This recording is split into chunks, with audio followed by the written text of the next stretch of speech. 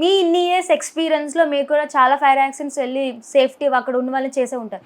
అలాంటి ఏమైనా ఉంటే మాకు చెప్పండి. మా ఎక్స్పీరియన్స్లో చాలా చాలా ఫైర్ అండ్ సీరియస్ ఫైర్స్కి వెళ్ళాము. తర్వాత ఏంటంటే గుడిసెల్లో ఉండిపోయిన వాళ్ళు రెస్క్యూ చేయడానికి వెళ్ళాము, చేసాము, అంతా చేసాము. ఇప్పుడు చిన్న ఎగ్జాంపుల్ చెప్తాము. బీచ్లో అపార్ట్మెంట్ ఉంది. బీచ్ పక్కన ఆపోజిట్లో ఒక బిల్డింగ్, హైరైజ్ బిల్డింగే. నా టైంలో ఫైర్ జరిగింది. ఫైర్ జరిగితే వెళ్ళాము.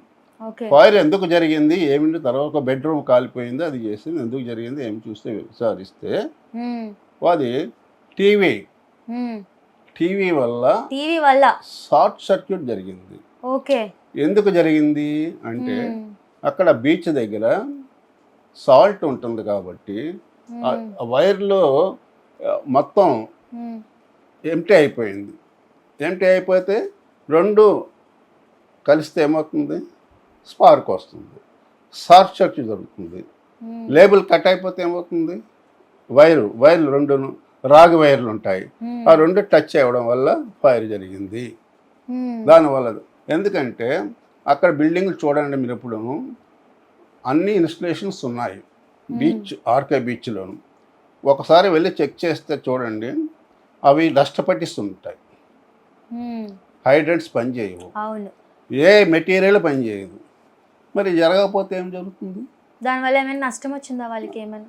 తర్వాత అది మేము వెళ్ళి ముందు మేము వెళ్ళిన తర్వాత ఫస్ట్ ఎవరైనా ఇన్వాల్వ్మెంట్ అయ్యారా, ఇంజరీ మెయిన్ హ్యూమన్ బీయింగ్ ఎవరైనా ఉన్నారా చెక్ చేస్తాం, వాళ్ళని రెస్క్యూ చేస్తాం.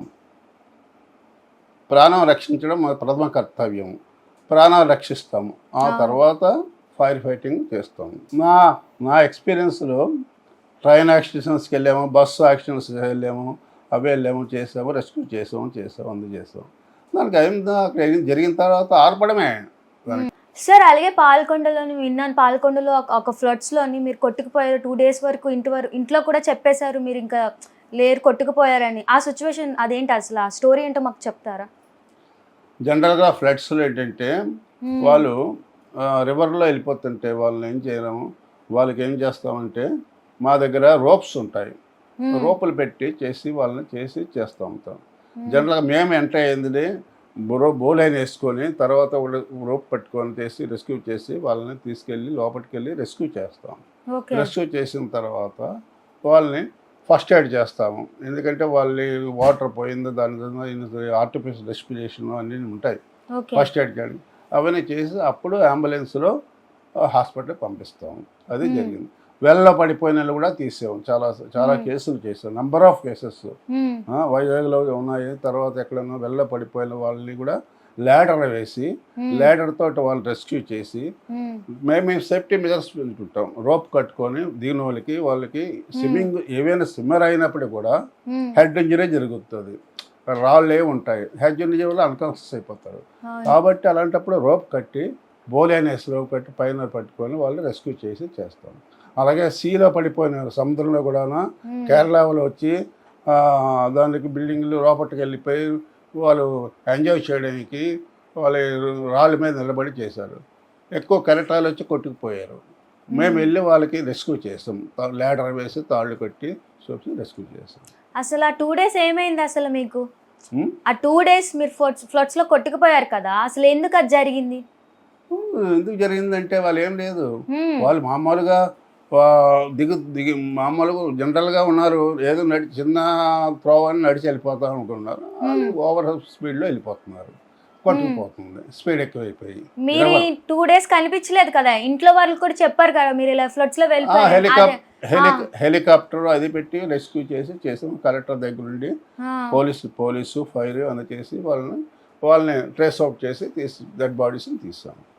సార్ అలాగే ఇప్పుడు ఫైర్ యాక్సిడెంట్ బ్లాస్ట్ ఎక్కువ బ్లాస్ట్ ఫైర్ యాక్సిడెంట్స్ ఎక్కువ జరగడం, అది మీరు ఎలా కంట్రోల్ చేస్తారు ఆ టైంలోని?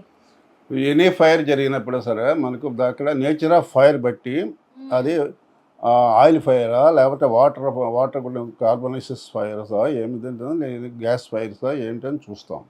చూసాక ఆ నేచర్ ఆఫ్ ఫైర్ బట్టి మా వెహికల్ తీసుకెళ్ళి వాళ్ళకి ముందు ఏంటంటే ఫైర్ స్ప్రెడ్ అవ్వకుండా, సపోజ్ ఒక బిల్డింగ్ ఉంది, బిల్డింగ్ ఎలా కాలిపోతుంది, గుడిసెలు ఎలా కాలిపోతాయి, పక్క హౌస్కి కాలకుండా వాటర్ స్ప్రే చేస్తాము ఫస్ట్ ఎక్స్టెండ్ అవ్వకుండా వాటర్ ఫైర్ స్కూల్ చేసి దీన్ని కూడా ఒక వెహికల్ పెట్టి దీన్ని ఫైర్ కంట్రోల్ చేస్తాము బ్రాంచ్ పైప్ పెట్టి వాటర్ పెట్టి కంట్రోల్ చేస్తాము సో అదే మనం ఇండస్ట్రీస్ ఉందనుకోండి సపోజ్ ఇండస్ట్రీస్లో అయితే వేరేగా ఉంటుంది అది కెమికల్ ఫైరా లేదంటే ఏం వేస్ట్ మెటీరియలా ఏమిటో దాన్ని బట్టి ఫైర్ దీన్ని బట్టి సూటబుల్ ఫోమ్ కానీ డీసీపీ కానీ CO2 కానీ దాన్ని ఫైర్ ఎక్స్టింగ్విష్ ఫైర్ ఆపుతాం.